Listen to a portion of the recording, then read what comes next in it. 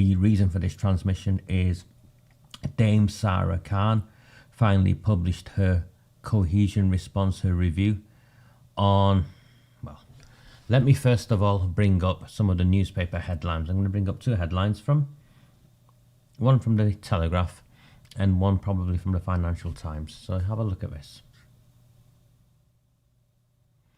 This is the headline from the Telegraph on the day the report was public, written by a guy called Edward Malnick. He's the Sunday political editor, so this is, senior political journalist from a national newspaper. Britain struggling to deal with extremism, and that's Sarah Khan there. She's a former commissioner for countering extremism. I don't like her. I didn't enjoy what she came up with. As far as I'm concerned, so I'm very clear right from the outset, she's nothing more than an establishment stooge. Towns and cities across Britain are struggling to deal with extremism being whipped up by Islamists and the far right. So there are two bogeymen in the room. On one side we have the Islamists, and on the other side we have the far right. A review by Sarah Khan, the government's advisor on social cohesion, has concluded that in some areas there is no infrastructure in place to tackle a triple threat of conspiracy theories, disinformation and harassment that poses a threat to democracy.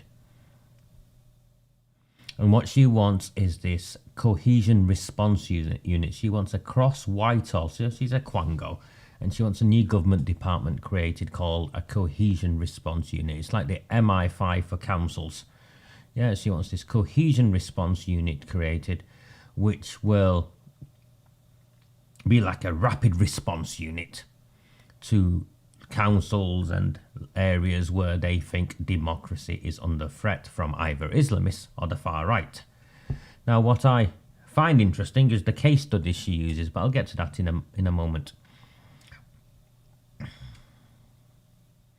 Dame Sarah's report, Dame Sarah first name, Dame Sarah's report states that a cohesion response unit staffed by policing, education and counter-extremism officials, there you go, counter-extremism officials, that means security services, was needed to tackle early tensions and live flashpoint incidents in local areas before they spiral out of control.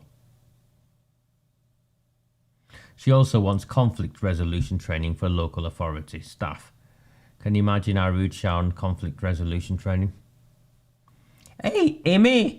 Can we go round? Can we send the boys round, Immy?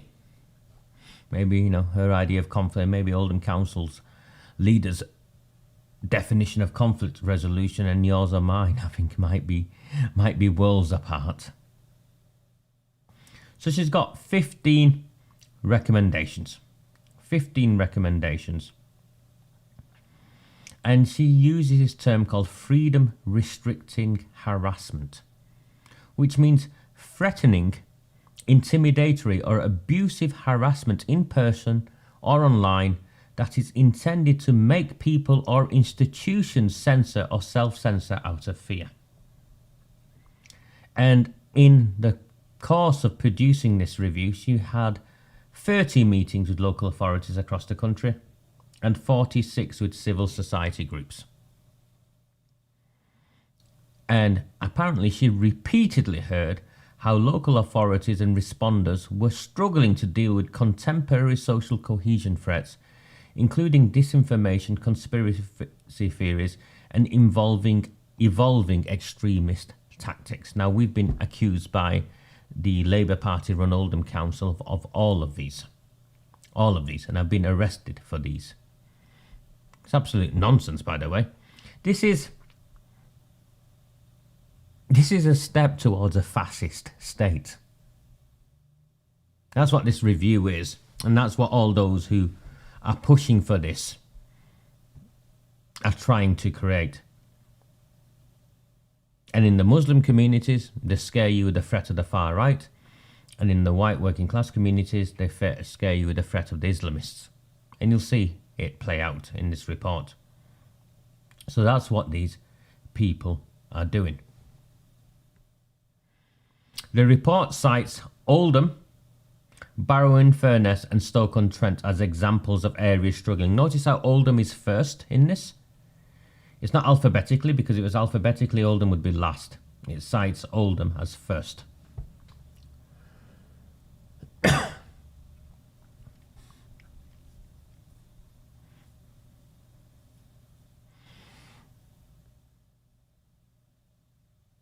I'll talk about Oldham here, just out of the newspaper. And I'll go into the report and dissect the case study in Oldham for you. Dame Sarah was told that ethnic residential segregation persisted in the town, were 24.6% of residents identified as Asian or Asian British in the 2021 census. So a quarter of Oldham is now Asian or Asian British. That's predominantly Pakistani, Bangladeshi and a small Indian community. Apparently, the town had to deal with persistent threats to social cohesion, with divisive actors continuing to fuel tensions. In recent years, such figures have included Tommy Robinson, the English Defence League founder, who visited the area in 2019, along with direct action by pro-Palestinian groups. So you can see, demonising the right, demonising the left, or the Islamists, yeah, in this case, or people they consider to be Islamists. And I will dissect it, and there's things I want to say.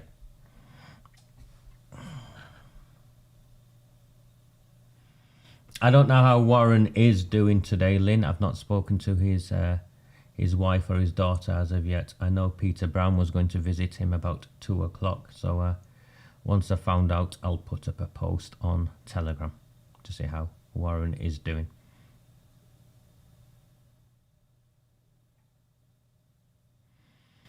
Local leaders said a massive democratic disruption was being caused by divisive individuals and groups inducing a climate of fear and incitement.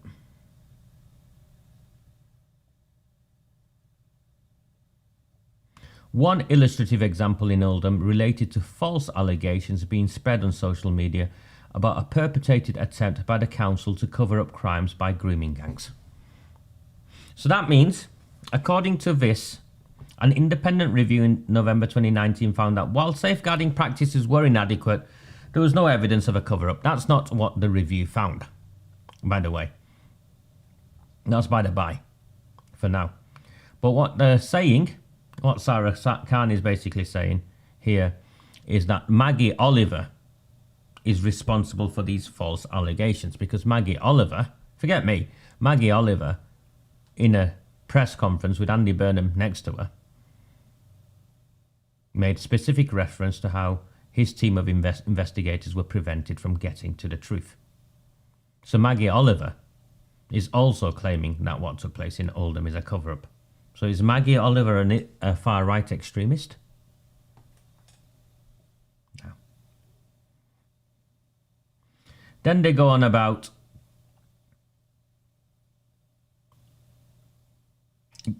groups flooding the town with leaflets making incendiary claims, and in 2021 and in 2021, I don't know who the groups are, flooded the town with leaflets making incendiary claims. Corrupt paedophile protecting politicians. Well, we stand by that. I stand by that. There are politicians in this town that are corrupt, and there are politicians in this town that have repeatedly protected paedophiles, convicted sex offenders. They remember Rod Blythe is a convicted sex offender. They hid it. Now, if you hide that information, are you not protecting them?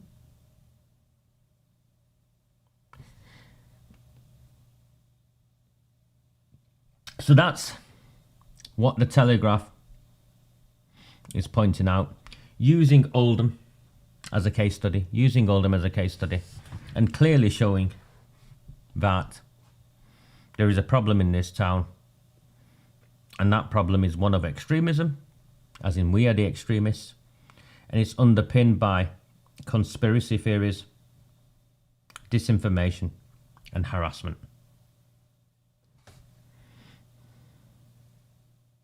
Thank you, Ian. And Maggie Oliver also called the review a cover-up on GB News. So we've made a government report. Let's have a look at this government report.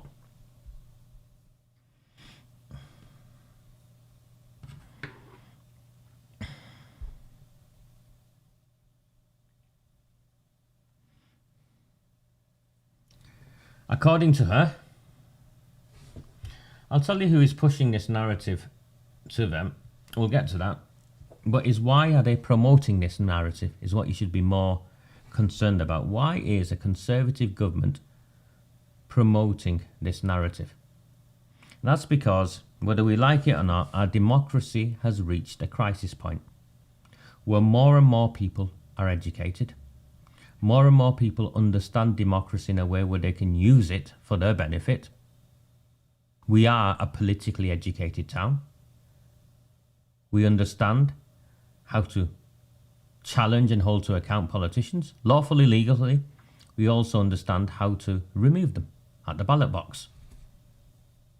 And what is taking place in Oldham, to a lesser extent, is taking place elsewhere across the country. And those in power don't like it. So if we believe Sarah Khan,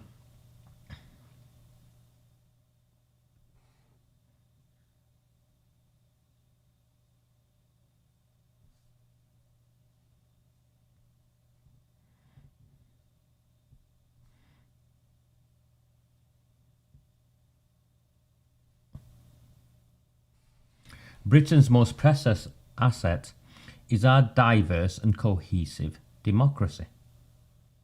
Now, there's a problem here in that first sentence. Diverse and cohesive are not complementary words. I can have a completely different opinion to you, but that doesn't mean it's cohesive. It's diverse, but it doesn't mean it's cohesive. Built on centuries of hard-won rights. Yes, hard-won rights against the government, against people like Sarah Khan.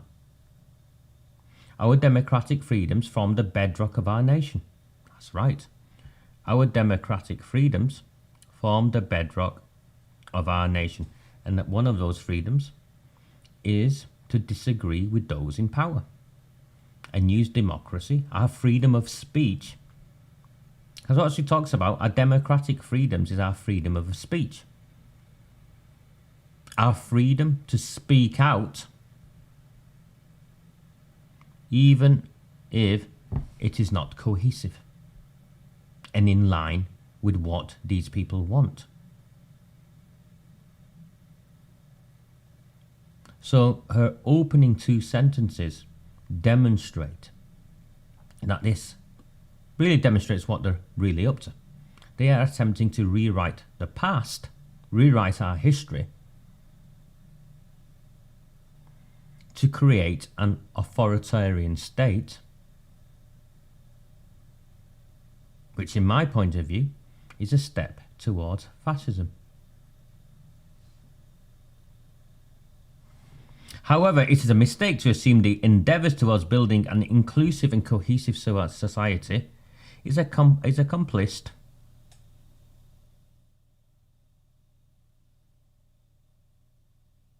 okay. So apparently that's their aim. Their aim is to create an inclusive and cohesive society.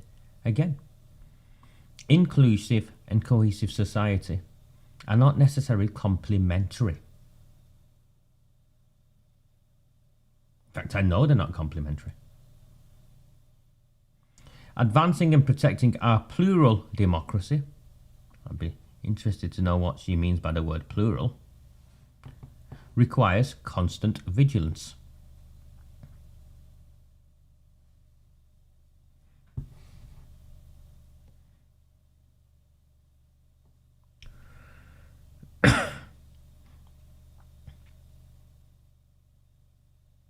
She claims across the world there are problems.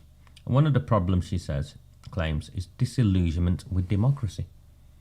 We're not disillusioned with democracy. We're advocates of democracy. We think a stronger democracy, the campaign we've been running, we think a stronger democracy is one where the citizens understand how democracy works and how to utilise it for their benefit.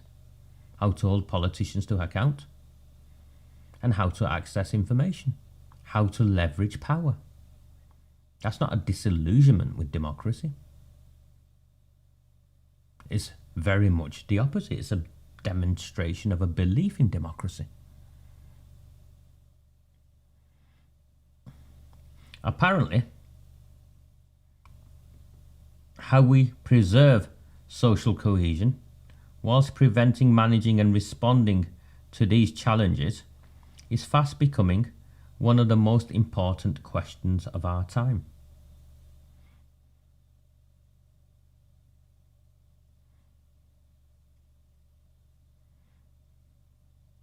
No. No.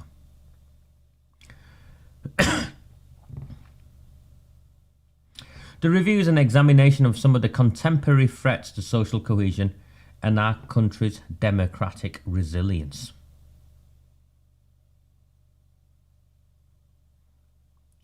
Many of the risks I outline are eroding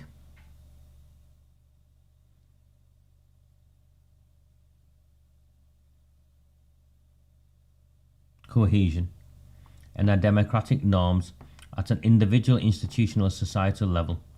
Rather than high risk and acute threats such as terrorism, cybersecurity, and foreign state interference, many of the cohesion risks identified are chronic, insidious, and often sit below the radar. The enemy within. She's outlining the enemy within. You and I. Now, I would argue that one of the biggest threats to democracy and the questions of our time, Ian, is how the existing party political structure is outdated, how our democratic institutions, our electoral system, is flawed and open to corruption. I'd argue how more and more people are choosing not to vote from specific demographics, disillusioned, and feel no longer a stakeholder in the society that they were born in, raised in, that they can trace their ancestors to. Those are, for me, the most important questions of our time. Not how dare working class people hold local politicians to account, lawfully and legally. Because none of us have been convicted for any crimes. We've been at this for 5 years. None of us have been convicted for any crimes. And this is despite many crimes being committed against us.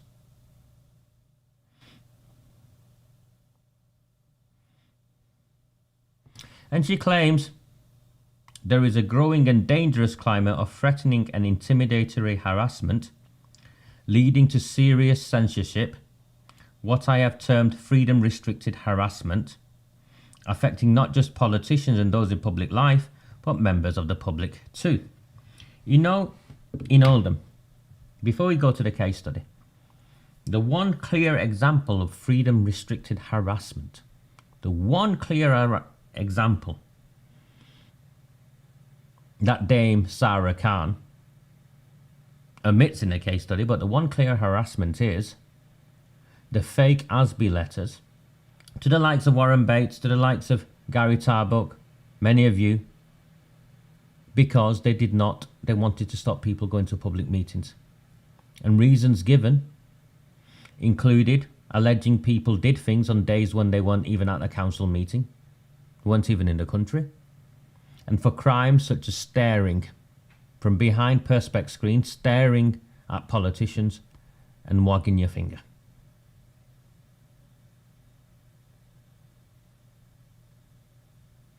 The police were involved, the council were involved, the council's lawyers were involved. That is textbook definition of freedom restricting harassment. Apparently, a case study has horrifying victim testimonies. And I highlighted that because when I used the Oldham example, I want you to see if you can identify a single horrifying victim testimony.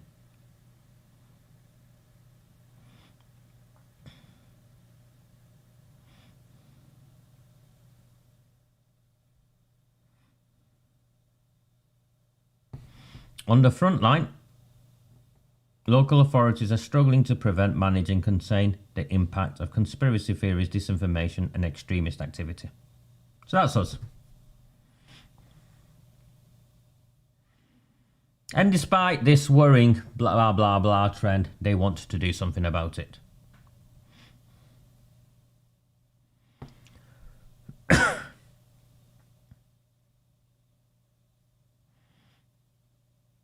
She wants a radically new approach.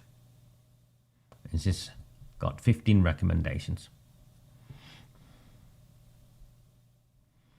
Executive summary. What I want to do. First time she mentions Oldham. Okay. She mentions Oldham here.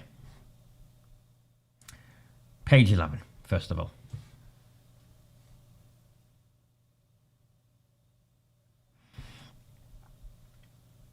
In Oldham, despite the extensive efforts the local authority has made in promoting social cohesion, just highlight that so you can see it all, conspiracy theories and freedom-restricted harassment are causing severe local democratic disruption. Such activities are having a serious effect on the functioning of local democracy and restricting the ability of existing and potential future council leaders and senior officials to carry out their democratic mandate. Yes. You know what we call that? We call that a working class insurgency. I've used the word insurgency from the outset.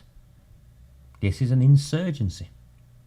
What we're doing, we are insurgents in Oldham, and we are taking on a corrupt council, complicit in the cover-up of the grooming and gang rape of our town's children, riddled with corruption, and we are educating our townsfolk to hold them to account by engaging in democracy and ultimately voting at the ballot box. The democratic mandate that Sara Khan is making reference to, it only exists as a consequence of the people of the town voting candidates in. They don't like you voting people in that they don't want voting in. So that's the case study there in Oldham. First highlighted there, sorry. Let me just find the next page. So they use free local authority case studies to demonstrate the challenges. So you can see 13 meetings with local authorities and 46 meetings with civic society groups. So of that, they've used 3 local authorities: Oldham, Stoke-on-Trent and Barrow-in-Furness. Now I want you to look at what the case studies all have underlined. In Oldham, the spread of conspiracy theories, disinformation and freedom-restricting harassment is chronic and is causing democratic disruption, impacting the ability of elected officials in the local authority from carrying out their regular functions. Senior leaders told us there is no infrastructure in place to tackle such activity or provide necessary support and guidance despite the intimidatory climate that is being created. Historical and continuing far right and Islamist extremists, that's in Stoke-on-Trent. And in Barrow-in-Furness, it's the Eleanor Williams case. And of course, the spread of conspiracy theories, disinformation and freedom-restricting harassment is the Recusant 9 platform. What's the common denominator? The far right. Yeah, and we'll look at the case studies. Oldham is a town in Greater Manchester, blah, blah, blah. 24%. You can see where the newspaper article has lifted all this up from. Go back to 20.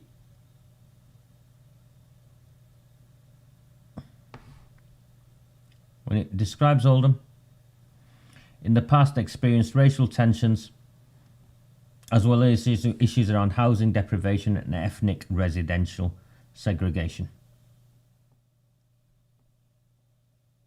Since 2001, Oldham has deprivation relative to other local authorities has worsened.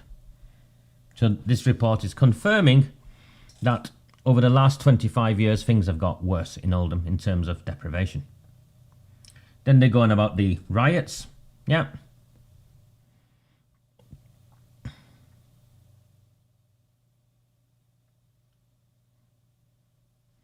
So they give it some background. Now, let's start dissecting this. Let me start dissecting this now.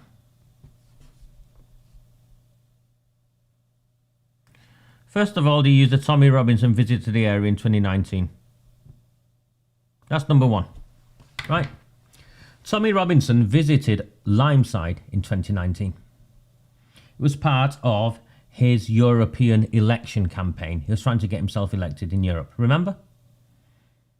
So 2019, Tommy Robinson is trying to get elected. He visits Limeside as one of many places. Now, if an individual is trying to get elected, that's them engaging in democracy. I don't like the guy, but that's him engaging in democracy. So how is Tommy Robinson taking part in an election a persistent threat to social cohesion? Now, what happened when Tommy Robinson attended Limeside in 2019 was that the police escorted members of a counter-protest of Muslim young lads, angry, you know, wanting a bit of action with Tommy Robinson and his mates, escorted them from Werneth, the bottom end of Coppice, Werneth, that end of town, marched them to the vicinity where Tommy Robinson was speaking to an audience who had voluntarily gathered to listen to him. Is that not democracy? And started attacking them. That is what took place. So who was responsible for the threat to social cohesion when Tommy Robinson visited Oldham? It wasn't Tommy Robinson visiting. He's campaigning for his election. We're a democracy. Did Sara Khan not talk about a plural democracy?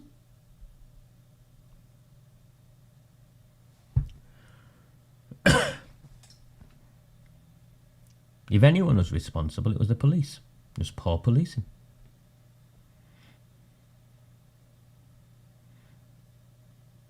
In a plural democracy, people have the right to voice opinions or listen to those voicing opinions, even if I or you disagree with it.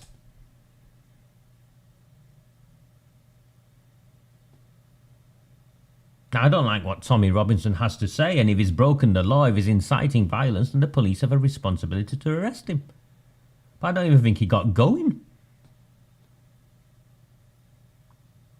before the bricks started being hurled.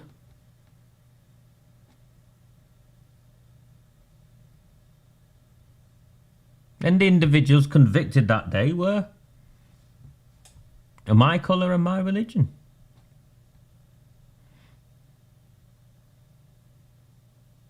But they were just pawns, weren't they? They were pawns. Because those in power wanted it whipped up. And these lads, testosterone fueled, full, wanted, were just used.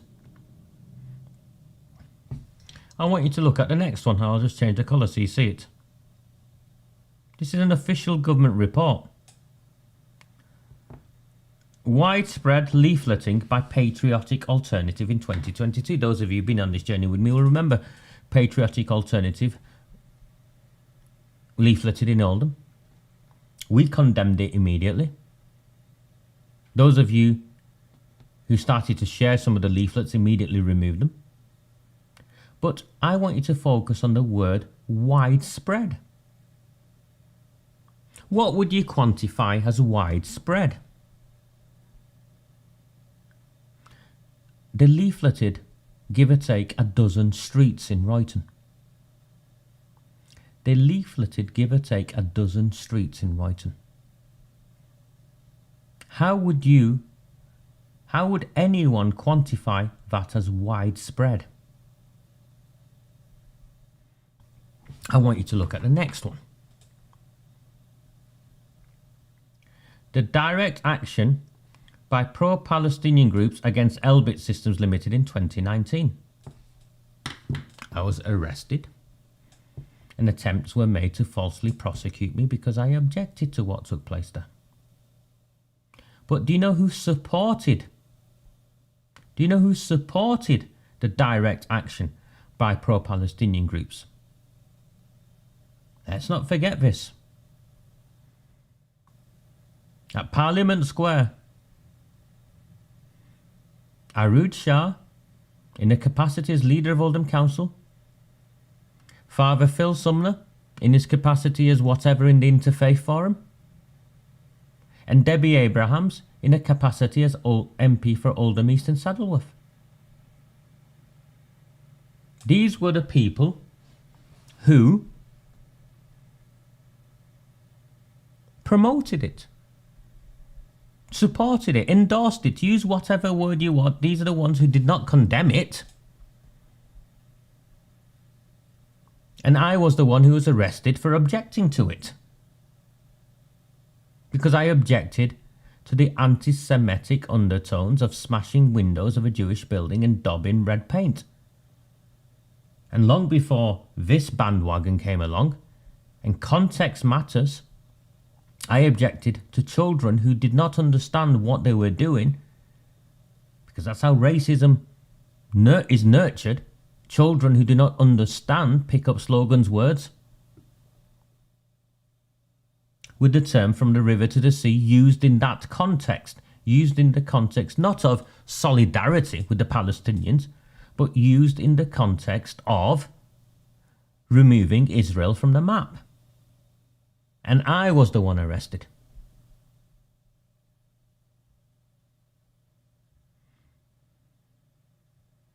As demonstrated in Chapter 7, the local authority has gone to great lengths to improve engagement with its residents. Do you believe that? Do you believe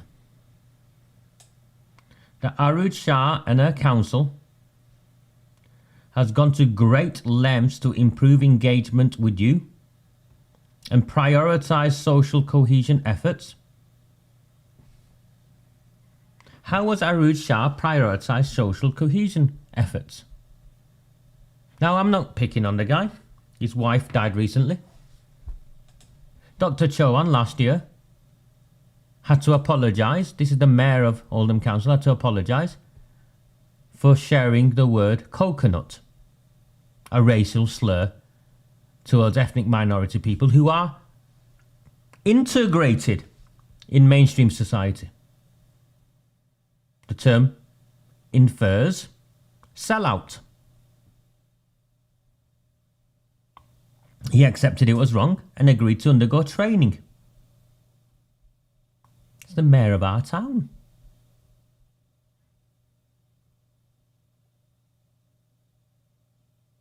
Arooj Shah's sidekick, Nazrul Islam, as recently as the most recent council meeting, barely a month ago, after voting down a judge-led inquiry, a Telford-style judge-led inquiry into the cover-up of the grooming and gang rape of little girls in our town, little white girls in our town, went to his supporters in the public gallery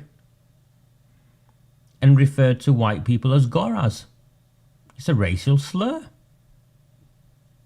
There's a whole host of negative connotations, and the word gora was repeatedly used with the inference of those negative racial connotations to legitimise the gang rape of little white girls, because those offenders, those men who raped those children, considered them beneath them. And here you have a councillor using those words. Where is the social cohesion effort when the equality lead for Andy Burnham, Arud Shah, does not turn up for Pride? Where is the social cohesion effort in this town when Councillor Shahid Mushtaq, the deputy leader, with a portfolio of this stuff, stands up and claims he's the victim of racism because we're asking councillors to support our gay community?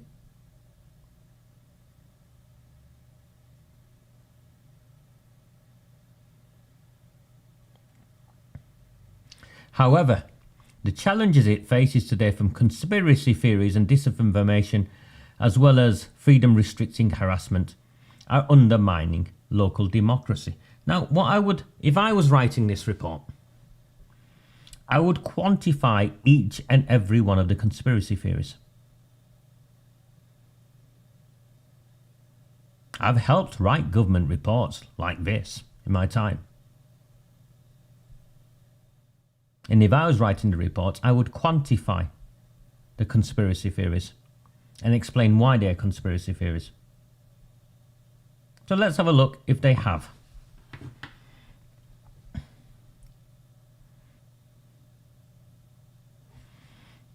They're complaining again.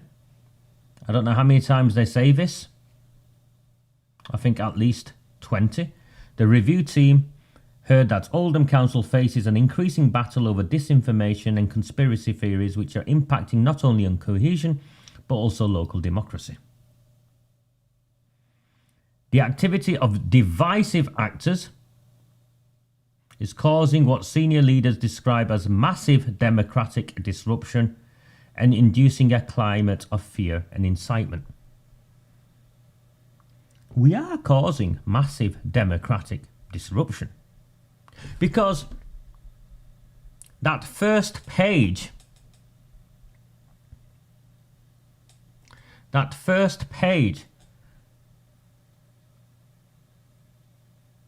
Sarah Khan talks about, the first few sentences, is about our hard-won freedoms.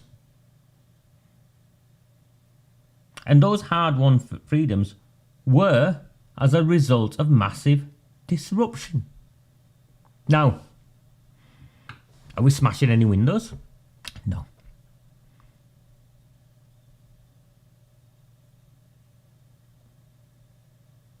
Are we blocking any roads?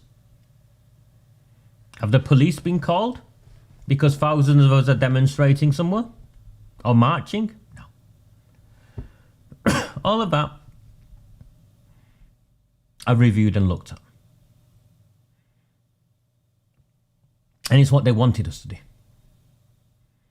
Instead, when I began this journey with you, I focused on what we needed to do. And it was boring. Education is boring.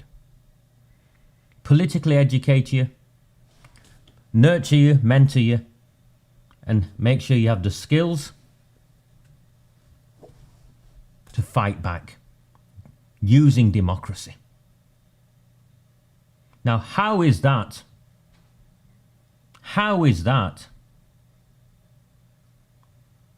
impacting on local democracy?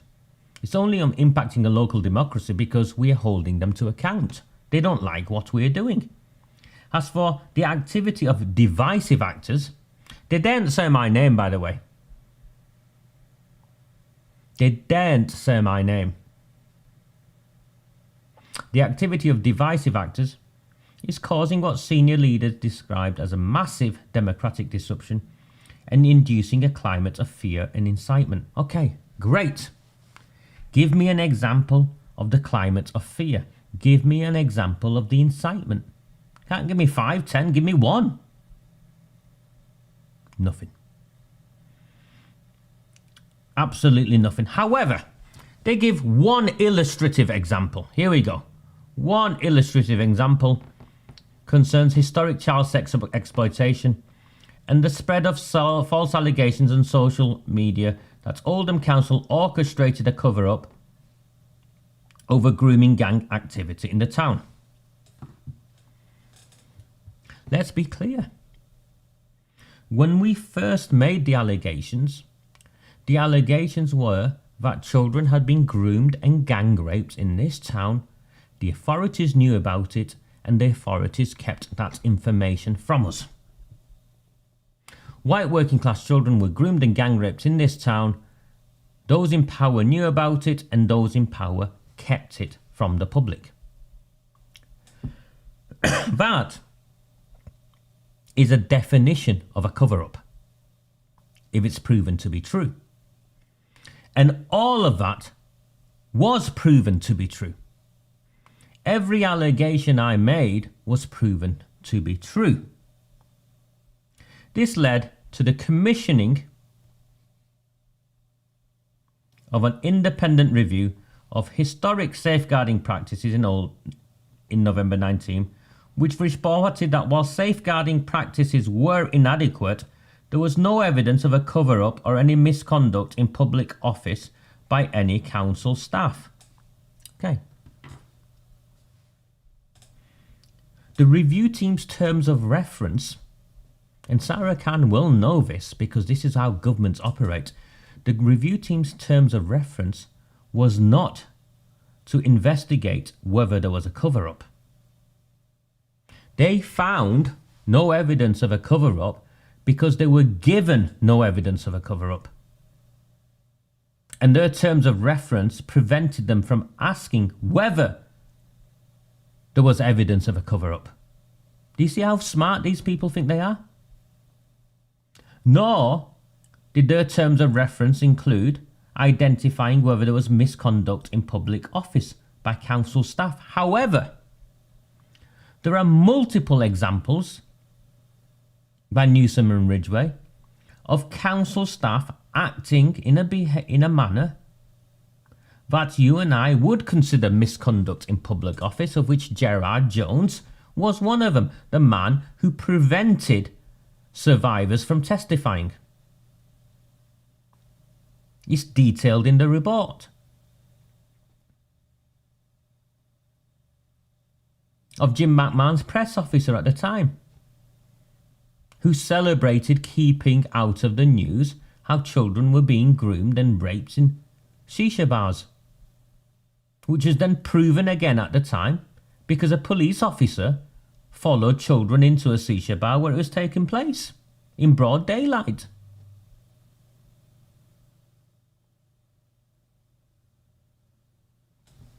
And of course,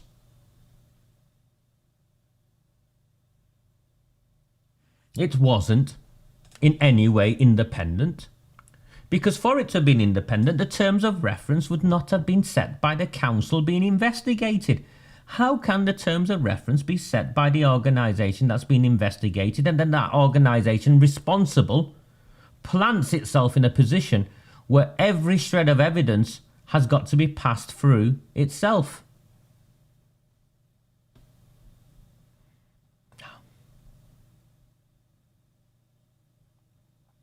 So they use one example that is completely flawed.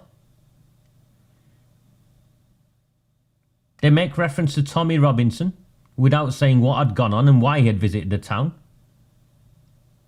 They make reference to patriotic alternative and use the term widespread leafleting when it's completely fabricated. And they refer to the pro-Palestinian groups' protests against Elbit systems when those protests were supported by the council and by the Labour Party MP.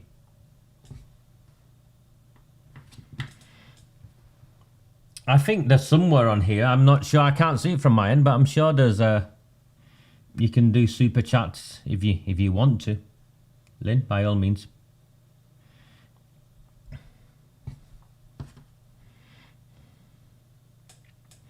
Despite this, conspiracy theories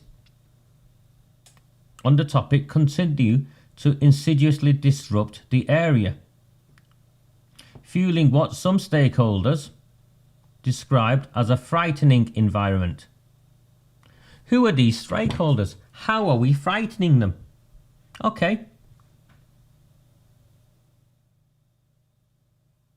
What have we done? We've gone back to the council, lobbied councillors We've gone back to the council and lobbied councillors who've taken motions to a council meeting asking for an independent inquiry, a public inquiry, a judge-led inquiry. That's what we've done. We've used democracy. Senior elected members told the review team that far-right groups had exploited the child historic sexual exploitation cases, agitating towards civil unrest. Such groups came to Oldham to distribute thousands of incendiary leaflets and worked alongside local activists to spread social media content furthering conspiracy theories. They're on about patriotic alternative. We did not do that. Thousands of leaflets were not distributed. It was not widespread. Who were the local activists that supported them?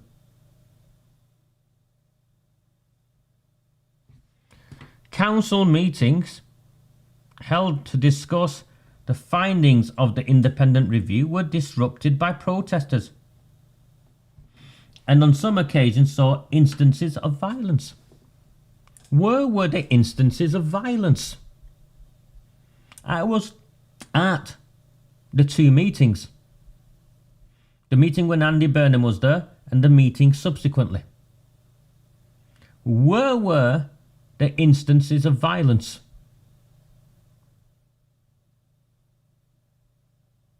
You see, if we don't challenge this, and we've lost, by the way, because, there's not enough of us to challenge this.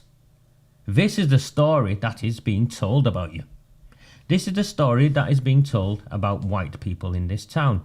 Your far-right activists, your Tommy Robinson supporters,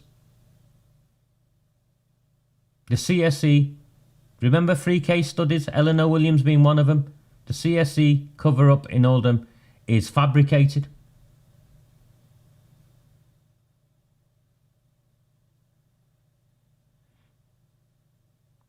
We've lost. This is an official government report. No one has challenged it. This has gone down in history as what the truth is.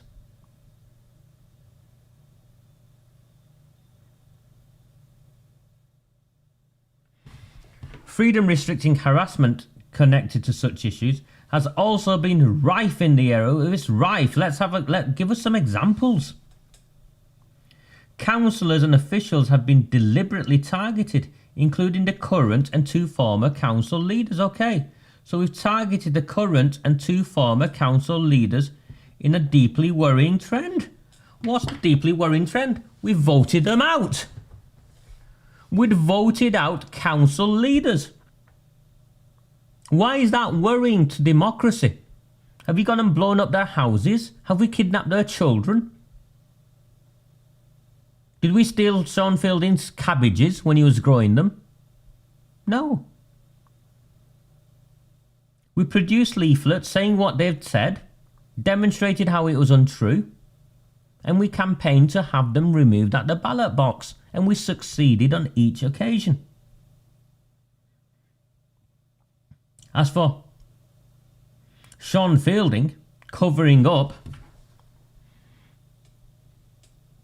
and being a corrupt paedophile protecting politician, he stood up and claimed there were barefaced lies.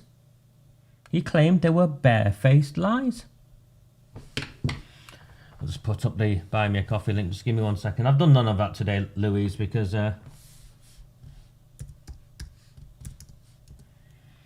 just give me 1 second. I just need to find it. Thank you to those of you who want to buy me a coffee.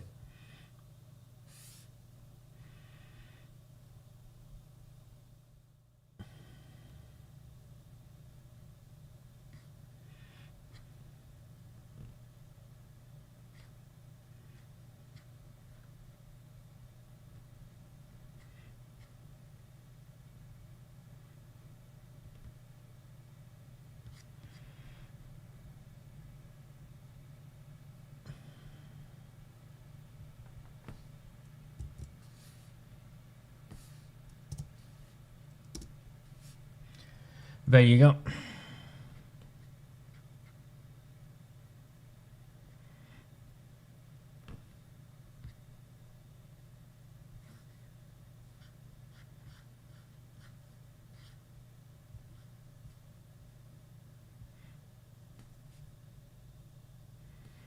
He called them barefaced lies. He called them barefaced lies. So he removed him.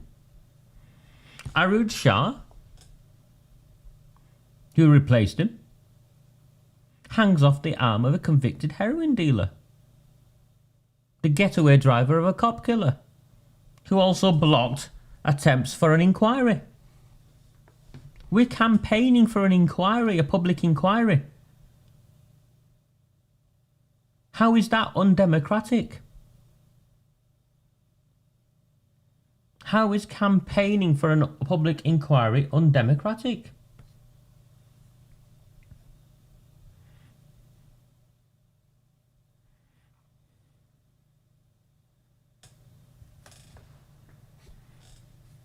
It's exactly that, Denise. Our democratic right to vote is ours.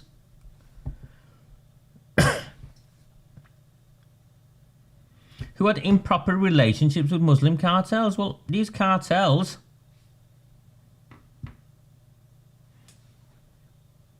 well, if they're not cartels, what are they?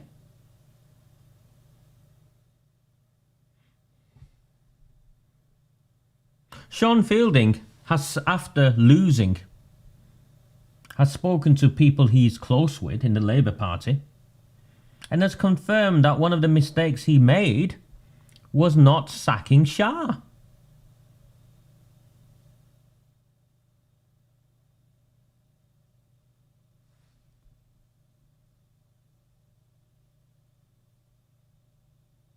So that's one example they've given in terms of freedom restricting harassment, and it's a false one. Sean Fielding. The second one, in July 2021, the then leader of Oldham Council, Arud Shah, had a car deliberately firebombed in an arson attack. Absolutely, who blew up your car, Arud Shah? People tried to frame me. The MP, Jim McMahon, went to the Daily Mail and tried to frame me. If the video wasn't released, why is it not in here, Sara Khan? The video of Arud Shah's car being firebombed, of how it was left unlocked, how the culprits came up and knew it was unlocked and just opened the door, how they then, oops, I've forgotten something, and then smashed the window from the inside out, before barely escaping. Over, what, 3 years now? Just under 3 years? Why has no one been arrested and convicted? I'll tell you what I think. I think it looks like a set-up job. That's what I think. And I think the attempt was to set me up.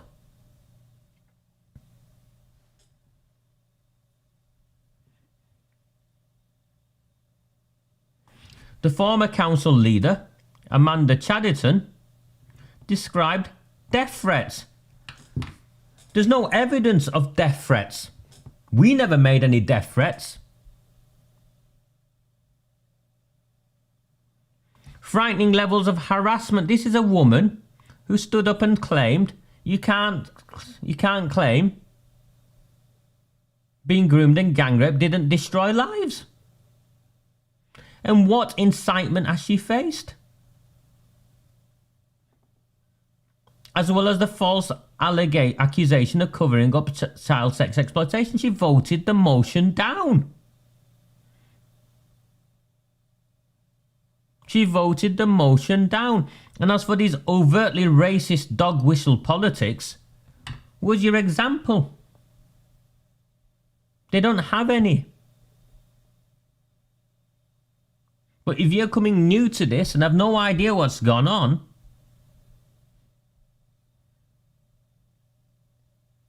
the majority of decent, hard-working, decent, white working class people in this town, thousands of us voted them out, remember? Thousands of us voted them out. We're all far-right racists. As for where they're getting this information from, let me just bring you something up. They had an engagement meeting with the council. They had an engagement meeting on the same day.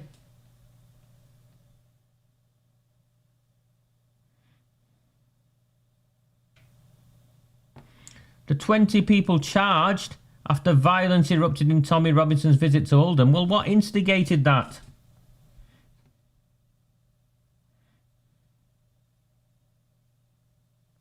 Fascist group founded by Nazi sympathiser behind Royton leaflets. Yes, absolutely, and we had nothing to do with them. We denounced them from the start. Why are you using this one? The meteor activists occupy roof of Israeli-owned Oldham company. Why did they not use the report that had Arooj Shah, Father Phil Sumner, and Debbie Abrahams, with the children holding up the anti-Semitic banners? Why didn't they have that?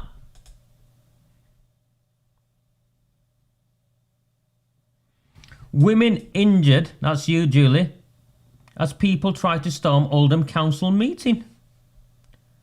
Who tried to storm an Oldham Council meeting?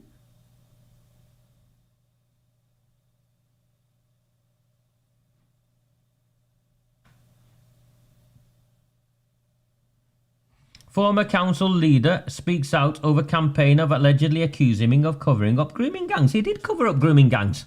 That's why he got voted out. Unless you believe the revisionist nonsense from Mark Wilkinson and his team, that grooming gangs wasn't an issue on the doorsteps, it was about potholes. What's it bugger about potholes? So that's where she's getting her false information from.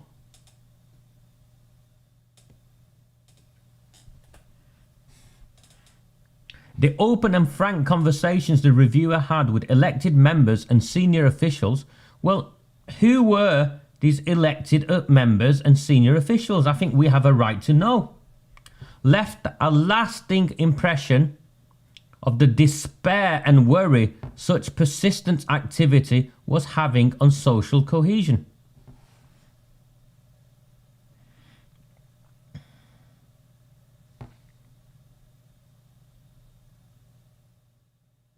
Apparently, what we're doing is restricting the ability of existing and potentially future leaders to carry out their democratic mandate. Well, if their democratic mandate is selling public assets at knockdown prices to their mates, I'm happy that we're disrupting their ability to do that. If their democratic mandate is appointing their mates into senior positions, I'm happy that we're limiting their ability and disrupting the ability to do that.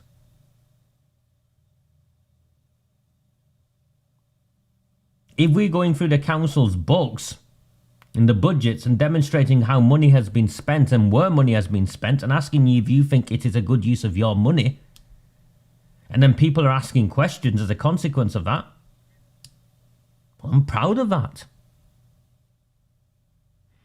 The CEO of Oldham Council, Harry Caffrell, told the reviewer how a small number of aggressive activists were easily able to flood social media with conspiracy theories, run hate campaigns, and post horrendous and threatening messages. Well, where are the horrendous and threatening messages? Now, let's look at where the first of the horrendous and threatening messages commenced. It was from Arooj Shah Associates.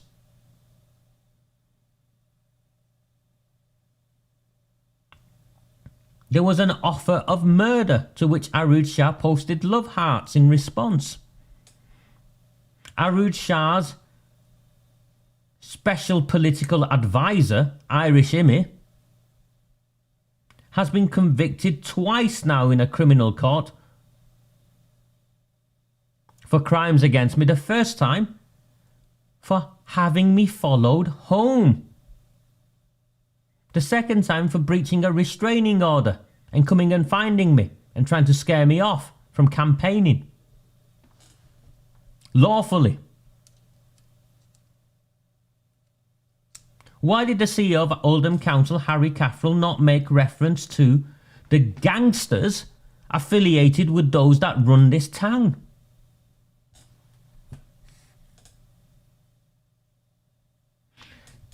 And we objected to the appointment of Harry Caffrell because it was a dubious appointment.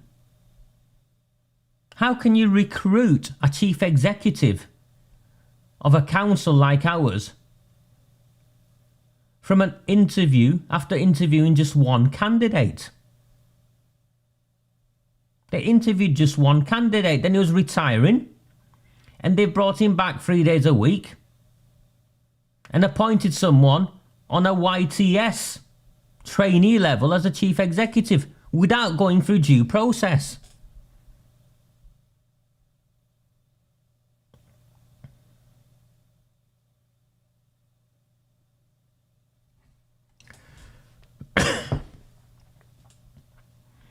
During local elections, some councillors were targeted with lies and disinformation being spread about them. Well, what were the lies?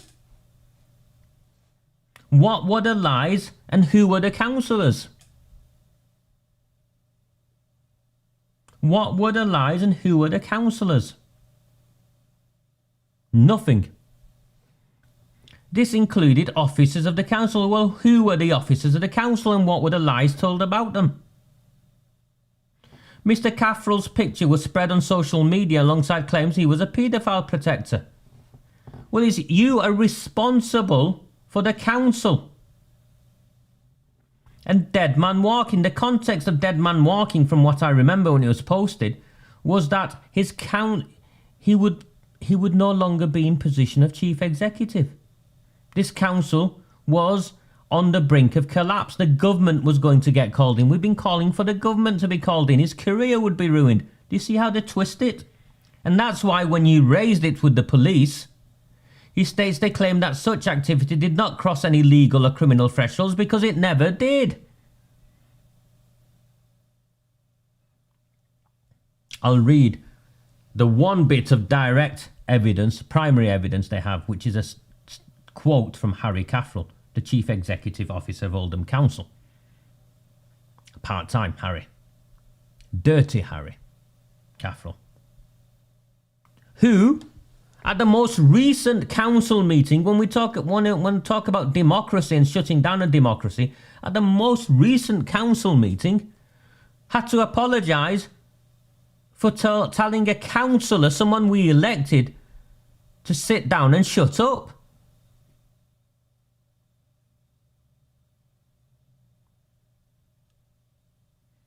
Caffrell had this to say: the impact on officers and elected members and their well-being is huge. What about the impact on the survivors of the grooming gangs, you?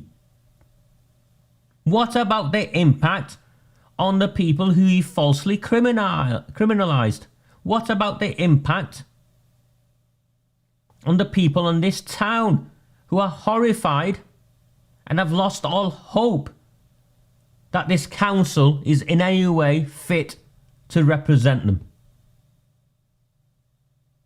The impact on officers and elected members and their well-being is huge. Well, how have you quantified that? None. No quantification. People are deciding whether to leave office or stand for office.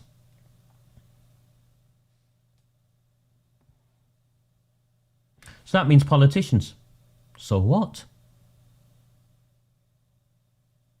Can't handle the heat, can't handle scrutiny, can't handle being questioned. This is undermining local democracy. No, it's not. It's elevating local democracy by insisting that we have a better calibre of candidates represent us. That's not undermining local democracy, that's strengthening democracy. Daring to want people capable of representing you to a high standard is not undermining local democracy. Wanting more than a Maggie Hurley who sits there and says nothing is not undermining local democracy.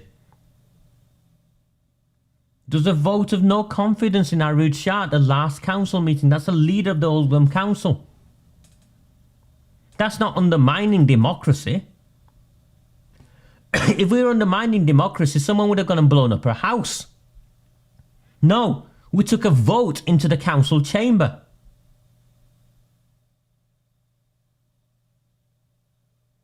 That's not undermining democracy. Our ability to deliver on our strategic agenda has become constricted as such activity has had a massive impact and drains resources. You don't have a strategic agenda, you numpty. What is Oldham Council's strategic agenda? Funding has been spent on increasing security.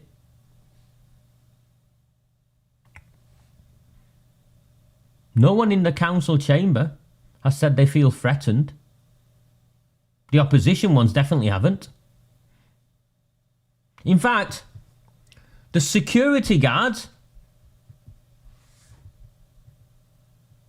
were condemned by Howard Sykes because they beat up an old man and dragged him out, and he suffered a heart attack.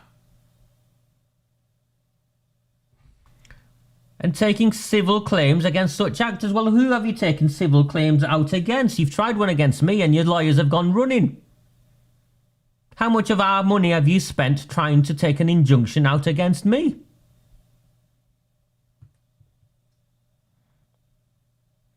Yet there is no infrastructure to deal with these challenges. What infrastructure do you want, Harry? Open and transparency. Openness and transparency is what we're asking for. That's the infrastructure you need. You need to be honest with the electorate. You need to be transparent with your decision making.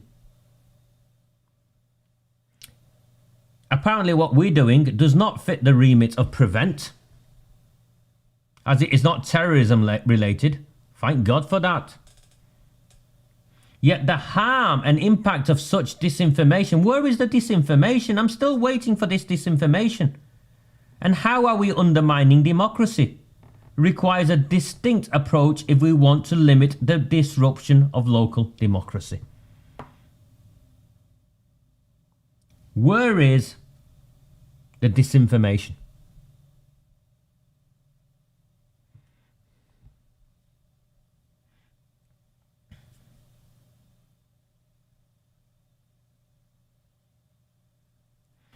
The cohesion challenges facing Oldham demonstrate the damaging combination and impact of conspiracy theories, disinformation, and freedom restricting harassment to local democracy.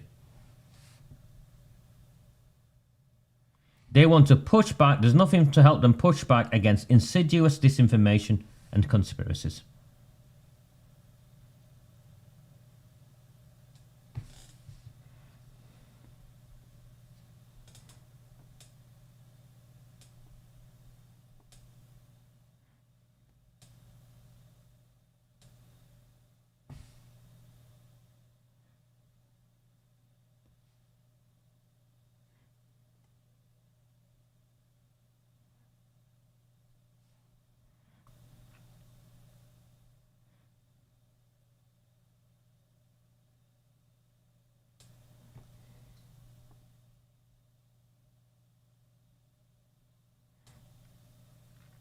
This is apparently the example of good practice. Oldham Council, engagement with residents and volunteering.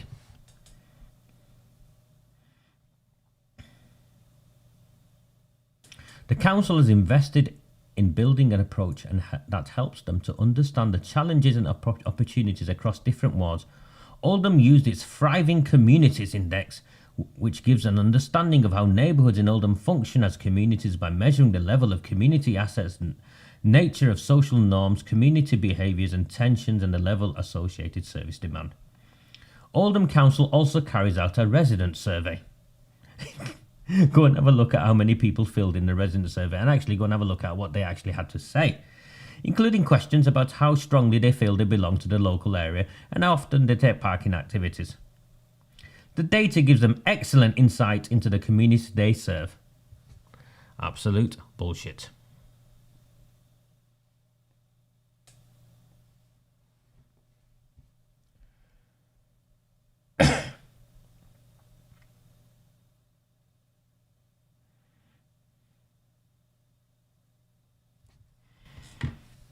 How do you feel? How do you feel? That's how I feel. We are using democracy for its intended purpose.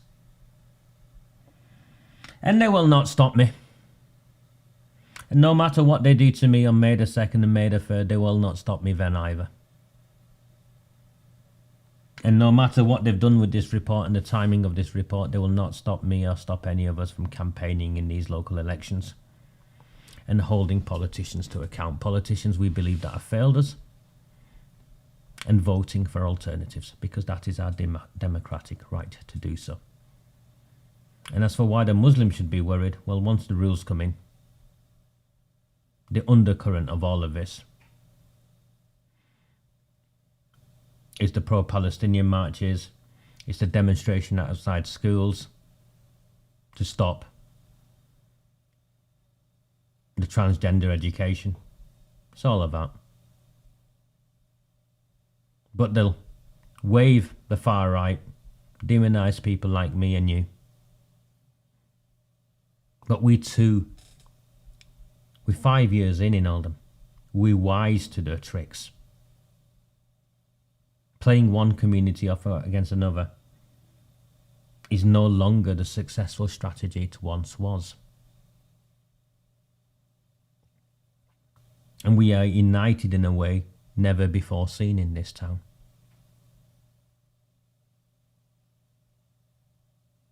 Maybe one day a different report will be written, maybe one day a TV show, something, a documentary, something will take place.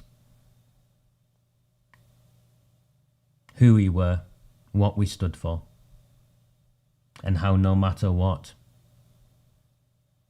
we remained steadfast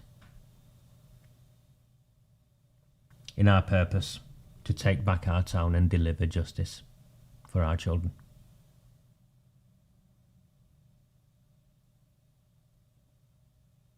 Thank you very much. Do not fear them. Do not fear any of them.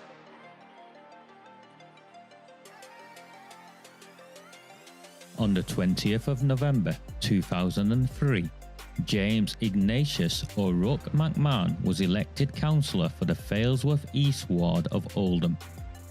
Deeply ambitious, he ruthlessly rose to power, and by 2011 he was already leader of the council. In 2015, exploiting a Labour Party loophole, he became MP for Oldham West and Royton. If only the people of the town knew then what they now know. Do not fear them. Do not fear any of them.